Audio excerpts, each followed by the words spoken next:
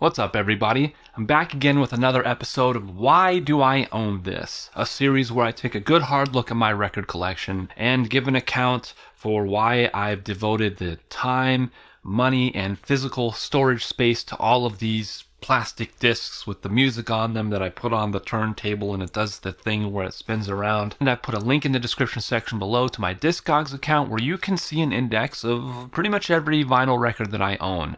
Drop into the comments section below and let me know which albums you want me to answer for. And I think that'll be a good way to dig deep and to rediscover some of the treasures that I have in here that I haven't looked at or thought about in years in some cases. Anyways, my name's Adam McDormand and this is Medium Quality.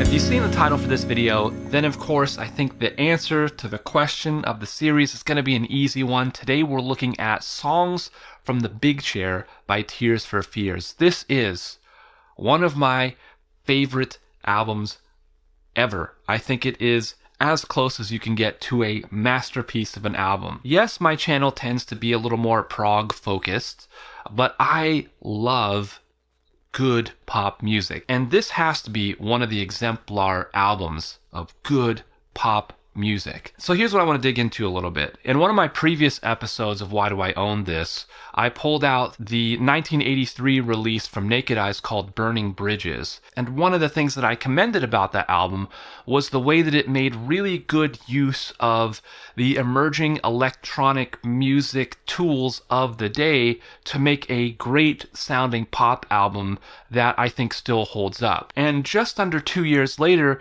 we get another album that is making extensive use of electronic musical elements in a way that sounds maybe even light years ahead of that album that I love so much. Now, most of us, when we think of Tears for Fears, we think Everybody Wants to Rule the World. That is their most notable song. It is a song that was like #1 on the Billboard charts the week that I was born.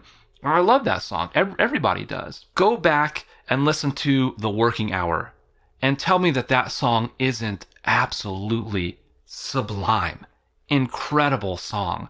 And the whole album just flows really nicely from Shout all the way down to Head Over Heels and Listen. It's a concise album with 8 excellent songs, no filler. It's just incredible. I would say that the melding together of electronic elements and live sounding instruments sounds so human that this album in many places sounds like a live performance in the best possible way, in the most human and musical way. So much so that on side B, after the incredible song Head Over Heels, there's an outro that is a live recording of the song Broken, which actually precedes Head Over Heels. So it's a really interesting medley of songs from Broken to Head Over Heels back to this live version of Broken, which is just so powerful. And it ends with this, like, the crowd roaring, and it just pulls together those human elements and those electronic elements in a way that is